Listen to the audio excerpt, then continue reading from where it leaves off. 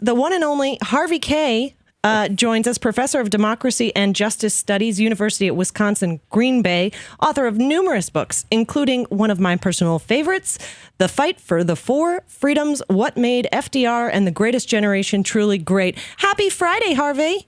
Happy Friday, you bet. I'm just thinking, if he's actually flying right now, maybe he's flying overhead over Green Bay on the way to Minneapolis, even as we speak. Could be. I don't know where in the travel he is at the moment, but he will be in Minneapolis, and it's very exciting. I wish we could all be there.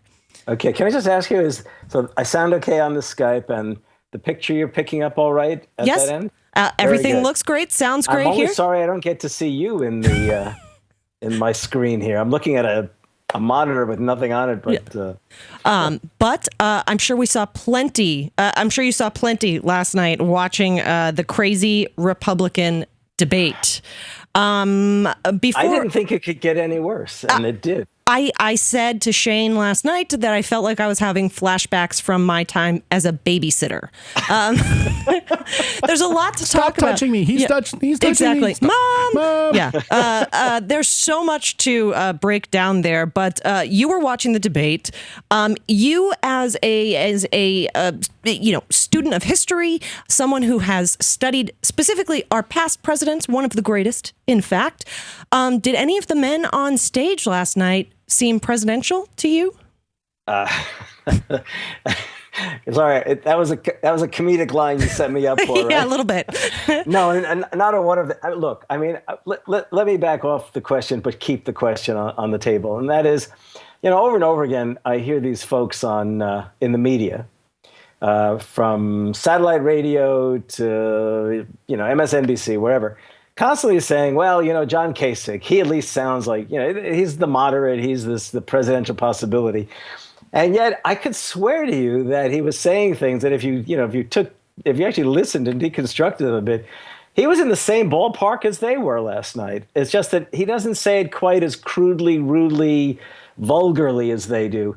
So I guess that if you're going to look for just somebody who doesn't come across like an utter jerk, then maybe it's Kasich. Did I get the name right, John Kasich? Yeah, John Kasich of Ohio. Yeah, but it still remains the case that, as I've been telling people, he's basically Scott Walker with a college degree. And Scott Walker, Scott Walker, the governor of our state of Wisconsin, has accomplished, how they put it in Harry Potter, great things, terrible, but great things, truly terrible. I'm laughing, but it's cost me a lot of my income, in fact, and a lot of my colleagues' incomes, who are those of us who are state employees.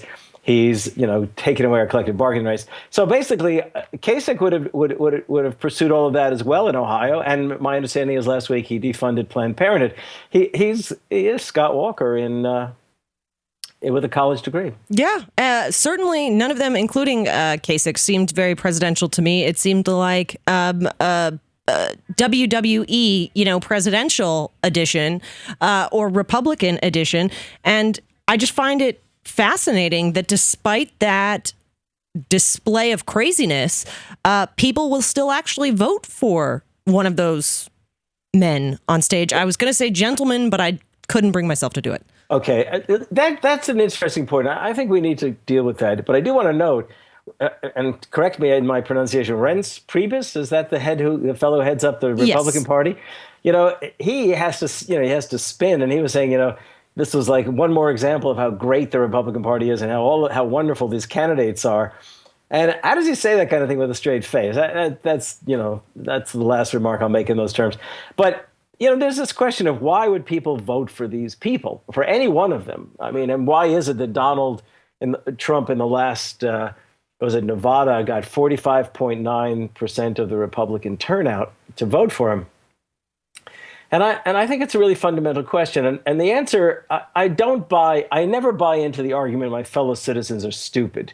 Who are any of us to accuse anyone else of stupidity, right? Mm-hmm. So I think what we really need to consider is the historical perspective. And that's exactly what I was hoping you could share with us. Yeah, let's think about the last 40 years. Let's not forget that outrageousness is always a historical question. So, for example, what strikes us as outrageous today relied upon the outrageousness back in the time of Reagan and Bush Sr.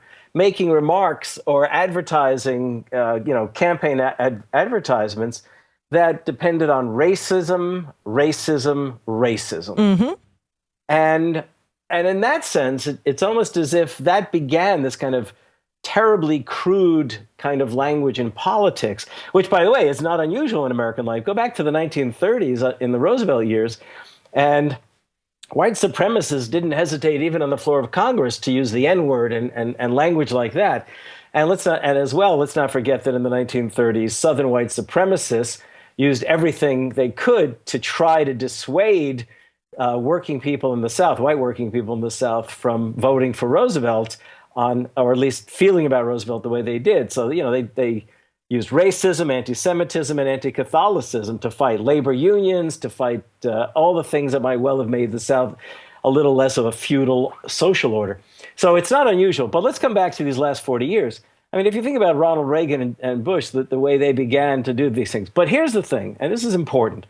I could go on and recite all the reasons that we have this kind of strange, bizarre, circus-like Republican Party. But even more important, as we were saying, is why people would vote for them. And there, I would argue that it's not simply the fault of the Republicans. It's also the fault of the Democrats. I agree. I mean, it's beginning in the 1970s.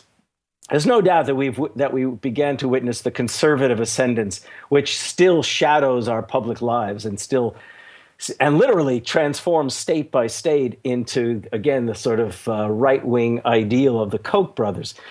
But think about it this way, too. It's also the case that during the 1970s and the 1980s, when Reagan and his cohort were ascending, that most Americans, when asked about what they wanted for America, gave social democratic answers. Mm-hmm. They wanted more of the Great Society, indeed, more of the New Deal, you might say. And this continued all the way through the 1980s. There was a real disjuncture between what Americans wanted and what Democrats, who should have been the natural party of liberal, democratic, social democratic, progressive politics, and they were running away from it. Yes. So as they ran away from it, you can imagine that working people, the working class specifically, would be thinking to themselves, well, who are we going to trust? Who are we going to vote for? So they might not vote at all, working men and women. Or if they're going to vote, they might well say to themselves, okay, look, I'm being smashed at the workplace. Unions are being destroyed by the corporate executives. I don't get into my workplace and have a chance to vote on my wages. My pocketbook, my wallet is shrinking. I mean, people are losing income. I mean, working class folk have not seen a rise in their income since the early 1970s. So basically, they say, well, if I can't vote for my wages, I better vote on my taxes. It's the only way I'm going to keep money in my pocket. So, hell, vote for a Republican, right? Right. They'll at least give you some money in your pocket. And so that's the, sorry, yeah. So that's the and beginning. yet, despite, now decades of plenty of evidence to prove that those policies don't actually help the working folks, they still get duped into voting for the policies that you're talking about. That, okay, if I can't get, better wages, I'll get lower taxes. Or at the very least, I will, vote for the guy who's going to get rid of the person I think is competing with me for my job. Harvey, we're going to get into even more of this just around the corner. So everybody stick around. Don't go anywhere. We'll be back with more Harvey K right after this.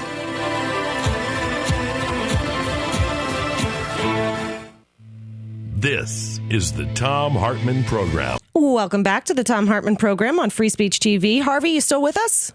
You bet I am. Okay. So. This being, a segment that some of our audience doesn't always get to see. I just shortly wanted to get your thoughts. You have studied the FDR presidency, the climate surrounding that presidency, and how he got that stuff done. Do you think that the comparison to that time is apt? Because a lot of people are saying we are at that same turning point where we have a candidate that is very much like FDR and a candidate that is very much like the far right characters of that time period. Any thoughts on that? Yeah. First of all, the tragic part of the story is that in 2000, that Bernie wasn't running in 2008, you might say, or that Barack Obama wasn't Bernie Sanders, because that was the moment where Democrats gain control of Congress. They had gained control of it in 2006. In 2008, they enhanced their control of Congress. That would have been the time for the 100 days in an FDR-like fashion.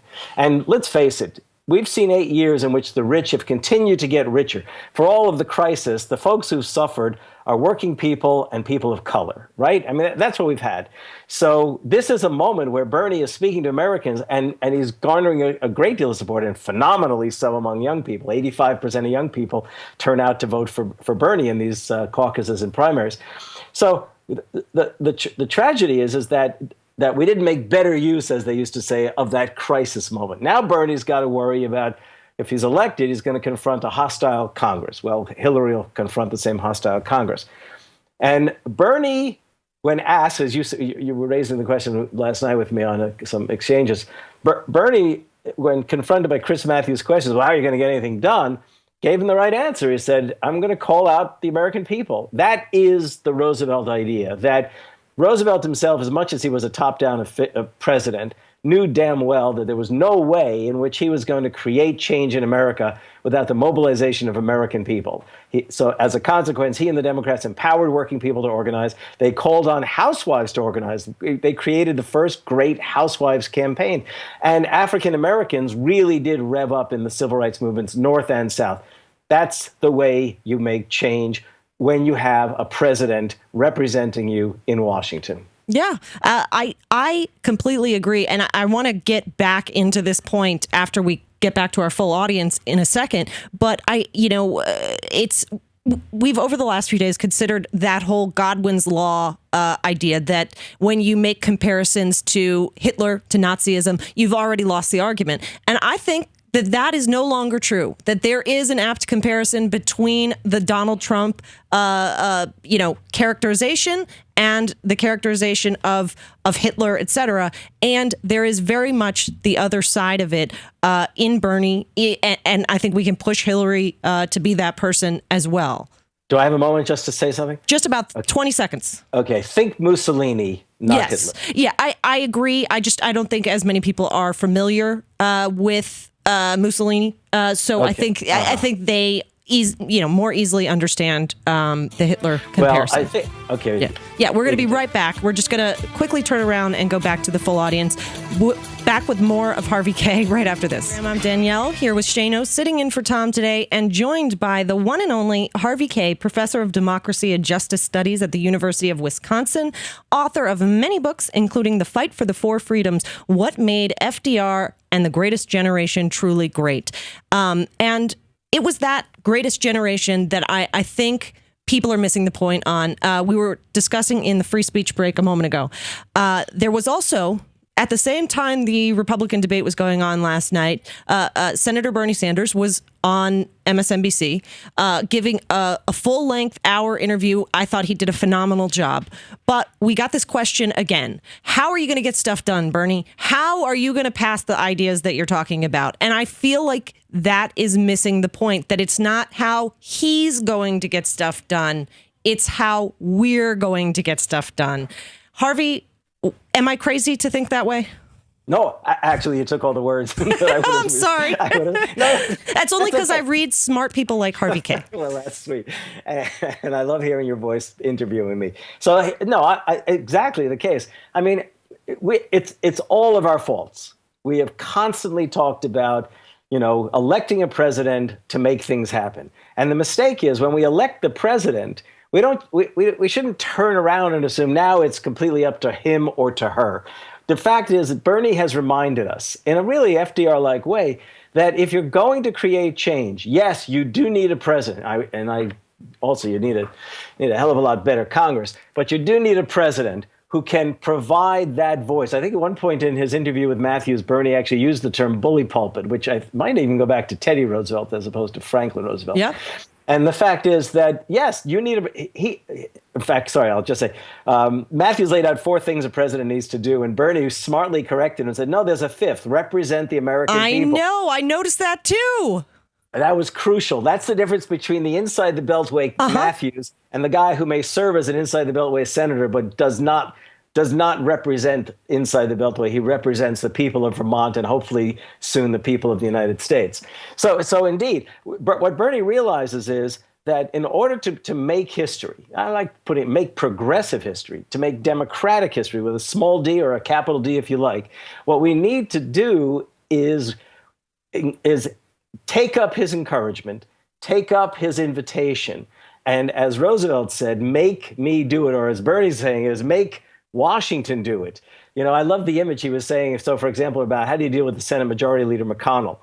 And he said, well, basically you would have 1 million young Americans outside the window. And Bernie would say, talk to them, basically. Tell them you're not going to do it.